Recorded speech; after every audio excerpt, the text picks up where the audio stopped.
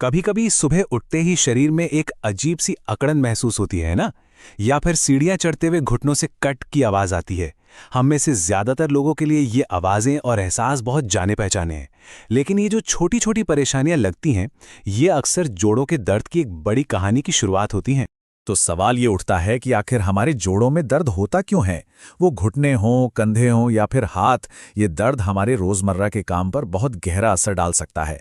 तो चलिए आज इसी क्यों को समझते हैं, क्योंकि जब तक हम वजह नहीं समझेंगे तब तक सही समाधान तक नहीं पहुंच पाएंगे। और ये कोई छोटी मोटी बात नहीं है। ये समस्या जितनी हम सोचते हैं उससे कहीं ज्यादा बड़ी और आम है। जरा इस आंकड़े को देखिए। अकेले अमेरिका में हर 4 में से 1 वयस्क को आर्थराइटिस यानी गठिया की शिकायत है। इससे साफ है कि ये सिर्फ कुछ लोगों की नहीं, बल्कि एक बहुत बड़ी स्वास्थ्य चुनौती है। ठीक है, तो चलिए इस गुत्थी को सुलझाना शुरू करते हैं। देखिए, किसी भी दर्द को मैनेज करने का सबसे पहला और ज़रूरी कदम है उसकी जड़ को समझना। जोड़ों के दर्द के पीछे कई वजह हो सकती हैं, तो हम सबसे आम कारणों से शुरुआत करते हैं।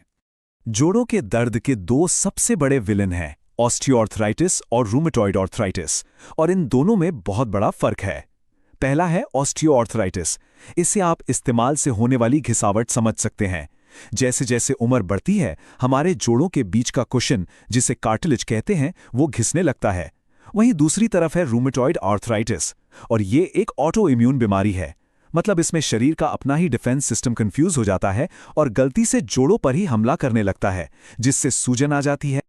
लेकिन कहानी सिर्फ इन 2 तक ही सीमित नहीं है। हर जोड़ों का दर्द आर्थराइटिस नहीं होता। इसके पीछे गाउट जैसी वजहें भी हो सकती हैं, जिसमें यूरिक एसिड के क्रिस्टल जोड़ों में जम जाते हैं, या फिर बर्साइटिस, टेंडिनाइटिस या कोई आम मोच जैसी चोट भी इसका कारण हो सकती है। इसलिए सही वजह जानना बहुत जरूरी है। तो अब जब हम कारणों को थोड़ा बहुत समझ गए हैं, तो समाधान की बात करते हैं। इसे ऐसे समझिए कि हम अपनी personal pain relief tool kit तैयार कर रहे हैं। क्योंकि देखिए, जोड़ों के दर्द का कोई एक जादुई इलाज नहीं है। ये अलग अलग तरीकों का एक कॉम्बिनेशन है, जिससे हम अपनी ज़रूरत के हिसाब से इस्तेमाल कर सकते हैं। तो इस टूल किट में सबसे पहले रखते हैं वो चीज़ें जो हमें मेडिकल साइंस देता है। ये वो आजमाए हुए तरीके हैं जो डॉक्टर हमें बताते हैं और जिनके पीछे मजबूत वैज्ञानिक सबूत होते हैं। इसमें शामिल हैं NSAIDs जैसी दवाइयाँ, जो दर्द और सूजन दोनों को कम करती हैं। फिर आती हैं कैप्सिसिन जैसी क्रीम, जो सीधे दर्द वाली जगह पर लगाकर राहत देती हैं। और जब दर्द ज़्यादा हो तो डॉक्टर कभी कभी कॉर्टिकोस्टेरॉइड्स जैसे इंजेक्शंस भी देते हैं, जो जोड़ों की सूजन को तेज़ी से काबू में लाते हैं। अब आते हैं टूल किट के दूसरे हिस्से पर, और सच कहूं तो ये शायद सबसे असरदार हिस्सा है, हमारी रोज़मर्रा की आदतें। ये वो छोटे छोटे बदलाव हैं जो लंबे समय में दर्द को मैनेज करने में सबसे बड़ा फर्क पैदा करते हैं।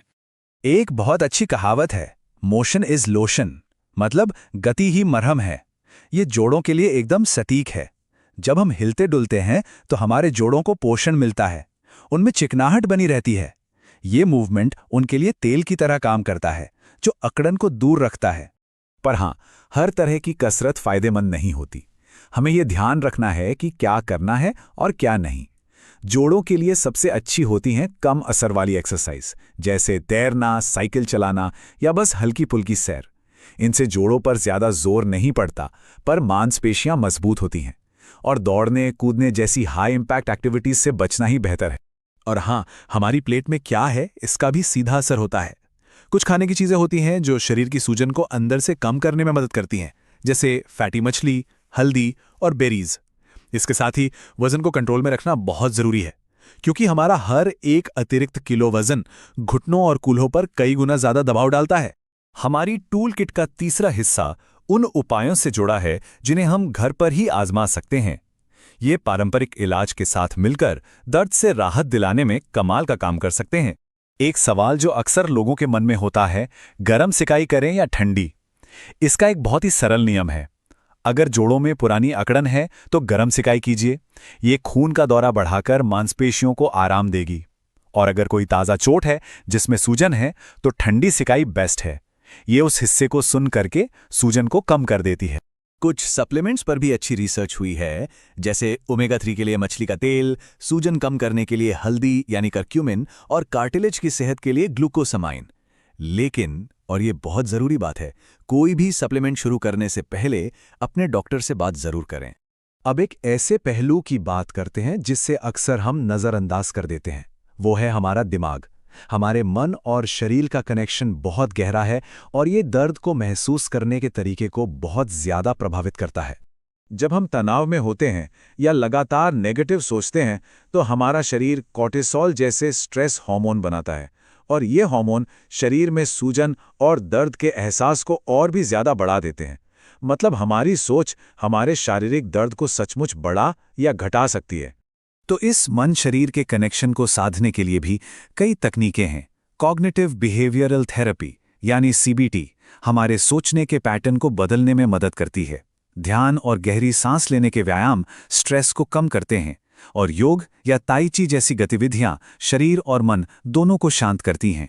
ठीक है, ये सभी टूल्स बहुत काम के हैं, लेकिन अब एक बहुत ज़रूरी बात, हमें यह भी पता होना चाहिए कि कब घरेलू नुस्खे छोड़कर डॉक्टर के पास जाना ज़रूरी है। कुछ ऐसे संकेत हैं जिन्हें कभी भी नज़रअंदाज नहीं करना चाहिए।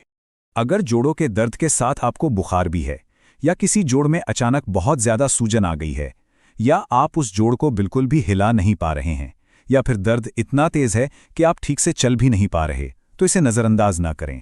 ये संकेत हैं कि आपको तुरंत डॉक्टर से संपर्क करना चाहिए। अंत में एक बात समझना बहुत ज़रूरी है। जोड़ों के दर्द के साथ जीने का लक्ष्य शायद दर्द को पूरी तरह से ज़ीरो करना नहीं है, बल्कि उसे इस तरह से मैनेज करना है कि वो हमारे जीवन पर हावी न हो सके। ये एक तरह की पार्टनरशिप है आपके और आपके डॉक्टर के बीच, जिसमें कंट्रोल आपके हाथों में होता है। आपका शरीर आपसे बात करने की कोशिश कर रहा है, वो आपको कुछ संकेत दे रहा है। सवाल यह है कि उसकी आवाज़ सुनने के लिए और अपनी देखभाल की दिशा में आज आप पहला कौन सा कदम उठाएंगे।